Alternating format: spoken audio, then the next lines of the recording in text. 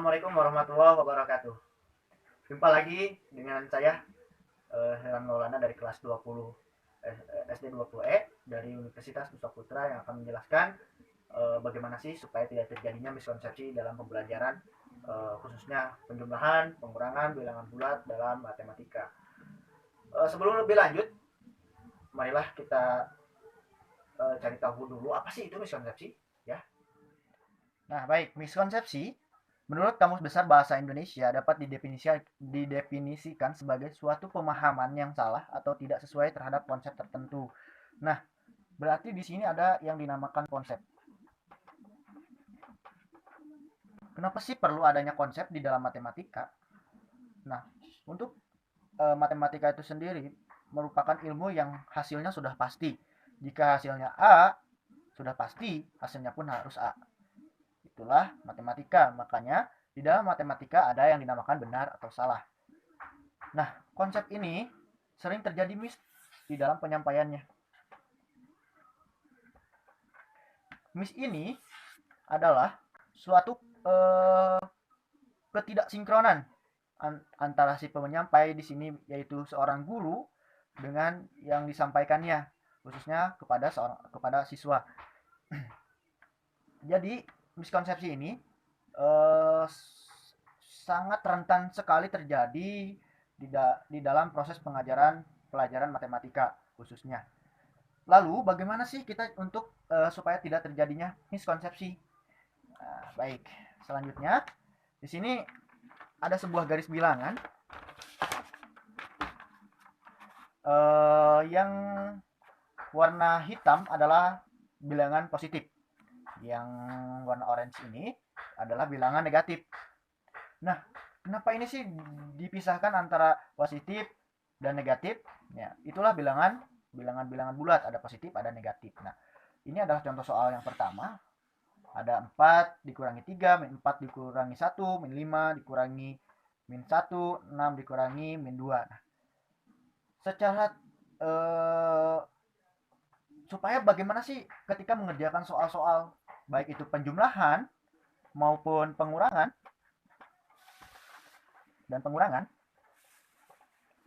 itu tidak terjadi miskonsepsi.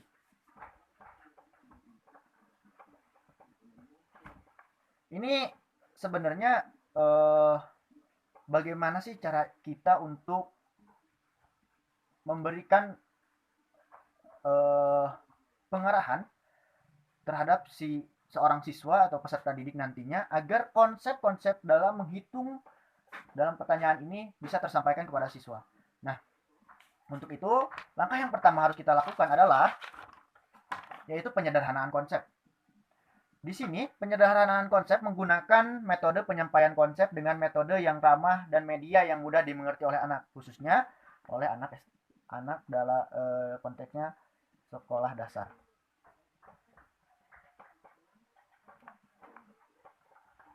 Nah, media dan metode yang ramah itu diperlukan agar siswa-siswi sekolah dasar bisa mengerti. Bagaimana caranya?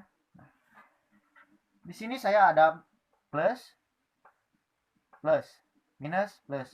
Nah, udah pasti antara min positif dan negatif itu pasti bersampingan seperti gambar konsep garis bilangan yang tadi. Konsep yang pertama yang sederhana, menganggap bahwa min itu adalah hutang. Kenapa demikian? Itu adalah menurut saya sangat logis ketika kita memberikan pemahaman kepada siswa-siswi di sekolah dasar. Nah, sebagai contoh, di sini tadi ada soal 4 dikurangi 3. Baik. Soalnya itu yang pertama 4 dikurangi 3. Jika kita menggunakan garis bilangan,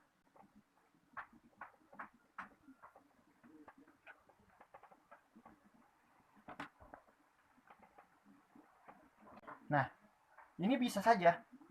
Akan tetapi, tidak setiap anak mudah mengerti tentang metode konsep ini. Bagaimana tugas kita adalah mencari metode lain supaya konsep-konsep pemahaman dalam baik hitung-hitung maupun pengurangan penjumlahan bisa tersampaikan. 4 dikurangi 3 bisa kita ambil contoh misalkan di sini 4. Berarti titiknya di yang keempat ini ya. Terus dikurangi 3 berarti otomatis kalau dikurangi itu mundur ke belakang. Dikurangi 3 berarti posisinya dikurangi. Mundur ke belakang itu arahnya ke sebelah kiri. Berarti 3 angka kita kurangi.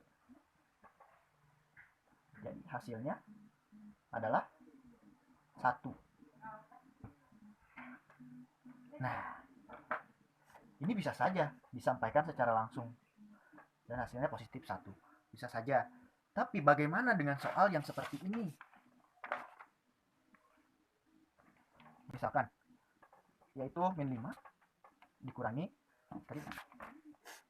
dikurangi misalkan 4. Berapa? Nah, pada metode ini semua yang terdapat dalam soal adalah bilangan-bilangan negatif.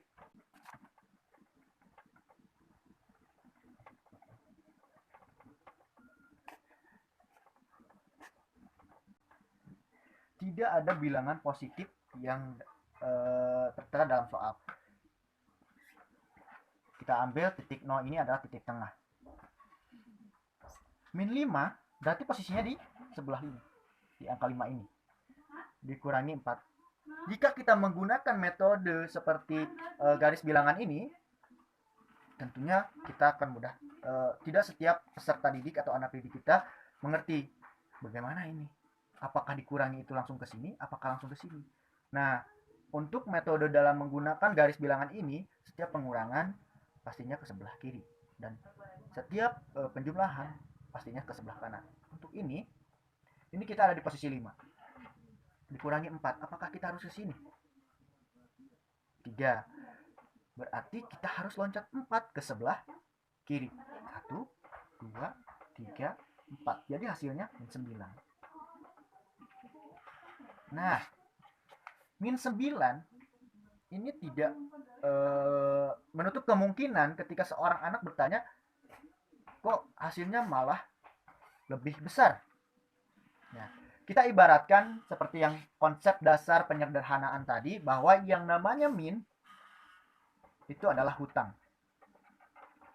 Dianalogikan sebagai min 5 itu adalah hutang. Kita punya hutang 5. Hutang 5. Terus kita ngehutang lagi 4.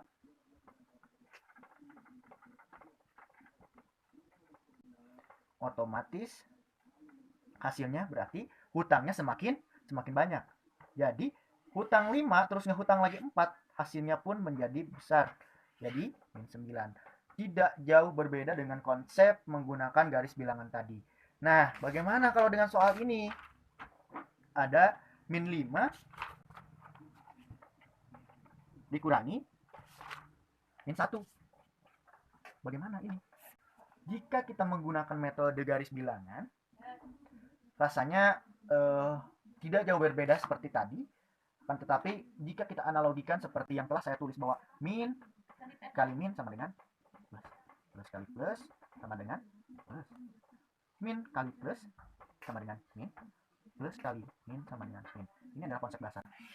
Nah, di sini kita punya angka 5. Berarti hutang kita yang pertama adalah 5. Setiap kita menemui operasi hitung dikurangi ini, berarti ini min dan min berubah menjadi plus. Hutang 5 dibayar 1, hasilnya menjadi min 4. Nah, bagaimana kalau kita menggunakan konsep metode bilangan garis bilangan tadi? Berarti min 5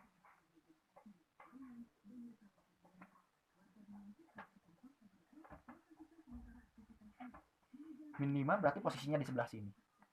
Ini posisi min 5. Dikurangi min 1. Bagaimana ini?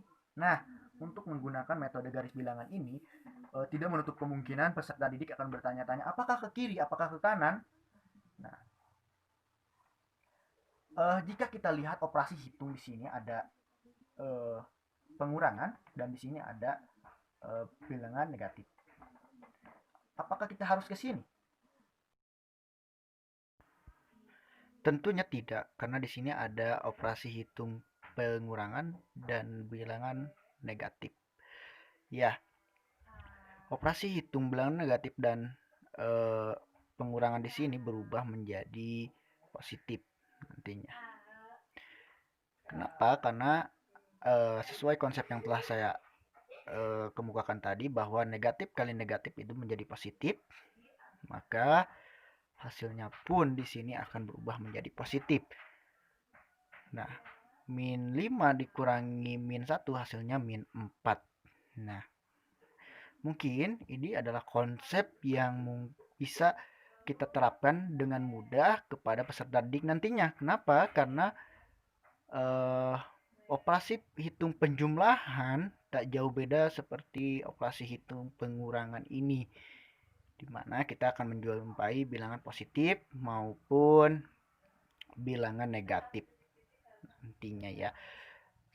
Metode ini mungkin bisa diterapkan kepada peserta didik nantinya, di mana peserta didik akan mudah memahami tentang apa itu bilangan negatif dan apa itu bilangan positif. Baik, saya rasa cukup sekian apa yang telah saya sampaikan, khususnya dalam dari miskonsepsi, bagaimana kita menghadapi miskonsepsi yang nantinya bisa saja kita temui dalam pembelajaran matematika. Saya Hirlan Maulana dari kelas SD 20E. Sekian yang dapat saya sampaikan. Mohon maaf apabila ada kesalahan. Wabillahi taufiq wal hidayah. Wassalamualaikum warahmatullahi wabarakatuh.